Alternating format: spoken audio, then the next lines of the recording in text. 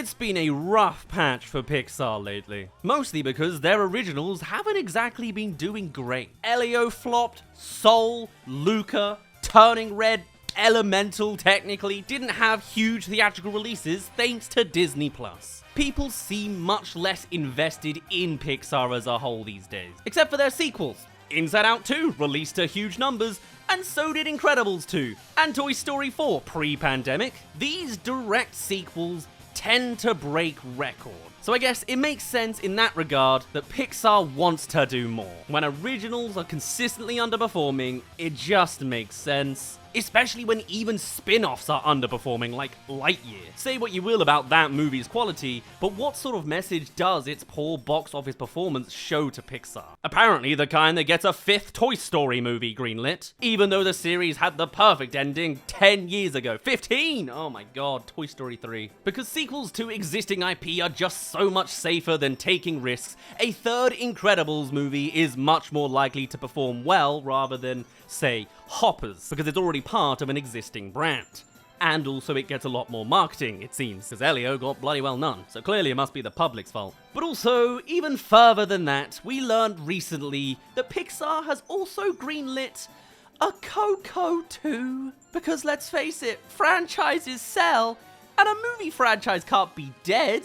In a Day of the Dead adaptation, bring them back from hell. Even though it's one of my favorite movies, but you know what I mean, same idea. There's a pun somewhere I'm trying to work on. But every sequel had to be an original movie at one point, so Pixar can't exactly abandon their entire one-off original output. That said, if reports are true, they might even be looking for some more of their classic movies to get the sequel treatment. We've heard murmurings ages ago about thinking about another Monsters, Inc. 3rd movie, and more recently, there's even been examples of mentioning a Ratatouille 2.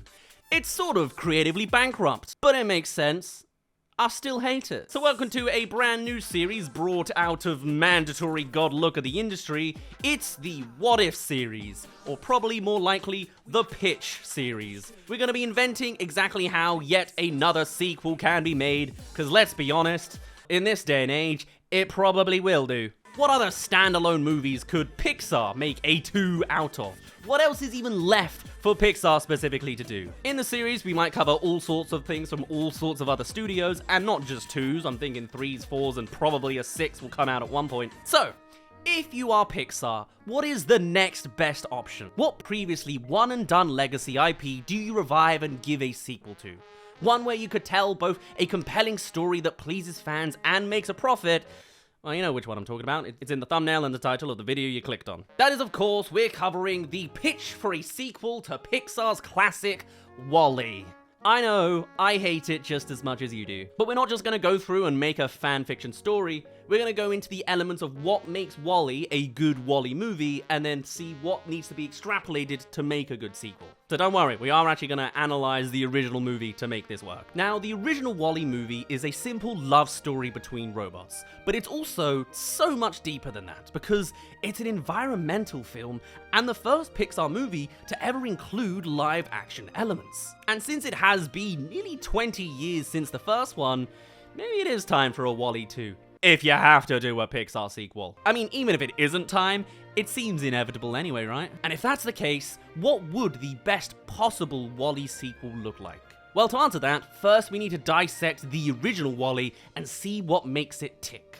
So, the first element to getting a WALL-E sequel right is, well, keeping it simple. As we established earlier, WALL-E is, at its heart, just a simple love story between robots that specifically don't actually say much. So much of the movie is told through visual and music alone, with so very little dialogue. And WALL-E 2 would need to follow this format pretty much to a T, if you ask me. Yeah, there are human characters who can talk, but at the heart of the story, it's the robots and their limited vocal abilities that really shines through. And of course, because of that, the second element a WALL-E sequel needs is robots. Lots of robots, marketable robots, WALL-E and Eve and Mo and Bernie and Otto. They're all great. And I think old robots coming back is probably a must. But we'll need some new designs in there to share that design language. Stuff that can be all over the marketing, you can see it writing itself. In the original film, other than Wall-E, everyone else is sleek and cool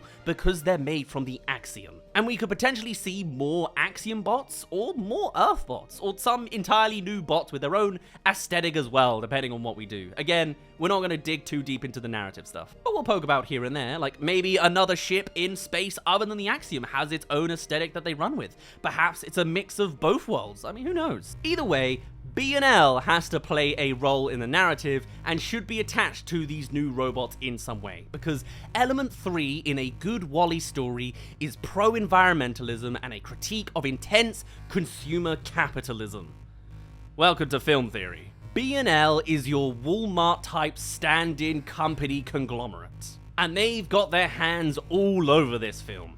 The company is a huge part of the movie's setting and premise, and any sequel or prequel needs to include them too. The final essential element is, of course, heart. It's the true heart of Wall-E that really makes it iconic. A pure sort of childlike wonder and love really is at the core of this film. Wall-E has robots who love each other. Robots who appreciate the mundane trash that humans leave behind on their once beautiful planets. Robots who form connections with humans past and present. It's all so sweet and genuine. And without that heart, the movie falls apart entirely. Oh yeah, one more thing. The soundtrack has to be as strong as the original. A mix of really well-composed orchestral pieces, old songs, and if possible, maybe more originals from Peter Gabriel or someone similar. Considering there is so little dialogue in the first half of this movie, you really gotta let it flow out with the soundtrack and the soundscape instead. So, now we know exactly what elements a Wall-E follow-up would need. What are some options that Pixar could take to continue the story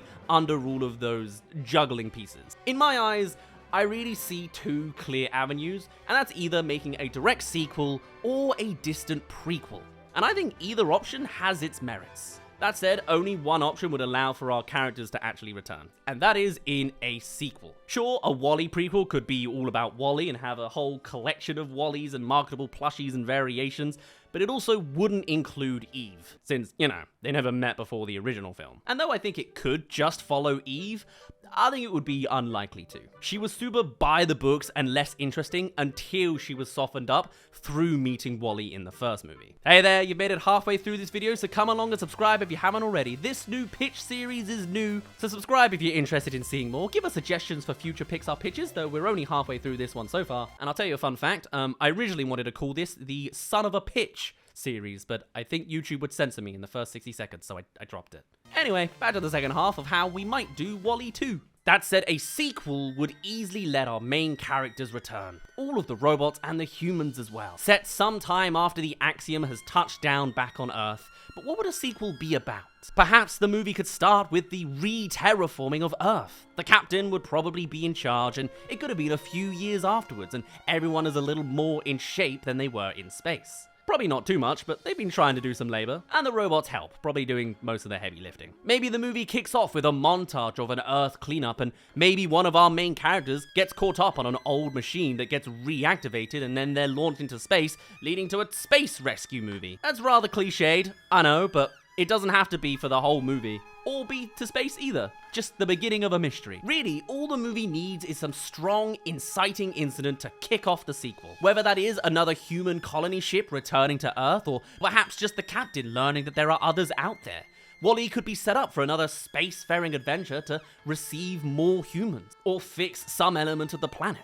Actually, I really like the idea that upon learning that there are other human ships out there, Eve is sent on a mission on a pod from the Axiom to go guide them home, and of course, Wall-E is coming with, and probably some of the other bots as well. And you know what? Maybe Bernie from the short film, just because. We know this is a possible plot too, because we know at least one human stayed behind.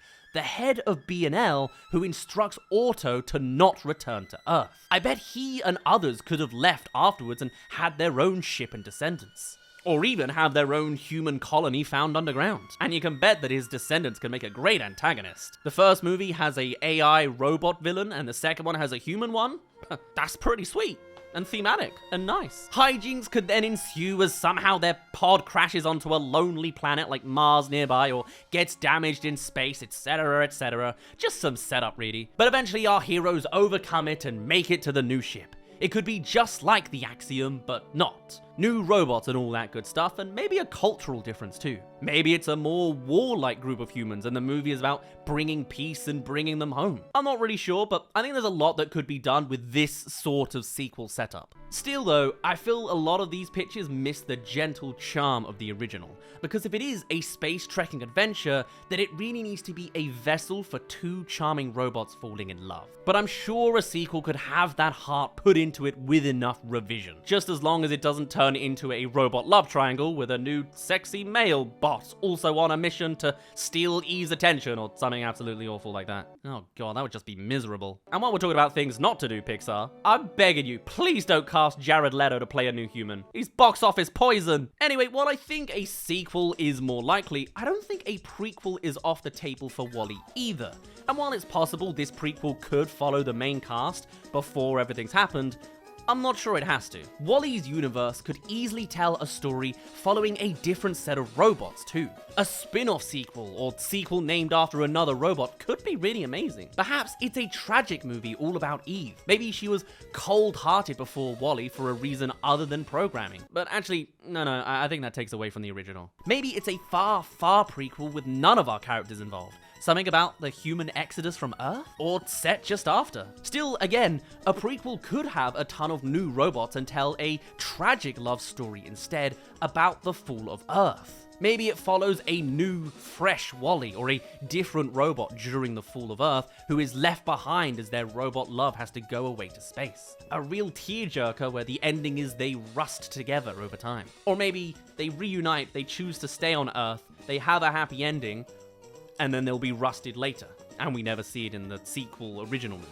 I could see it happening. Or WALL-E has a whole adventure when he's first robotic, and then his memory's wiped of this prequel story and then becomes himself. But if it is a spin of a completely different robot, then you could just end up calling the movie the name of this new robot protagonist. Like Wall-A's exist, for example. I don't know. Whatever it is, it needs to feel easy to personify them, whilst also having the acronym make sense. And they need to sound likable. They can't be named Murder You or something, you know? So, maybe we see a sequel or a prequel, maybe we follow our original cast, maybe we don't. Either way, you've got to keep the environmental, anti-consumeristic story intact, because it's important that, regardless of either option, we see Earth in a different state than it is in the original film. You can either do an Earth before the exodus of humanity, probably in such a bad condition. That said, when the Axiom came back to Earth at the end of the first movie, a lot of time passed. The state of the planet is important for pushing the environmental message, because WALL-E is at its heart an environmentalist movie. And maybe that's a bit of a cliche thing that it wasn't a good however long ago years it was. A lot of them. It's still one of the core pieces of what makes WALL-E work as a story. And hey, maybe you can update it. Make it about AI. Sure, WALL-E is technically one, in a sense. He's just not generative. Well, he makes his own things. But it's a human's touch.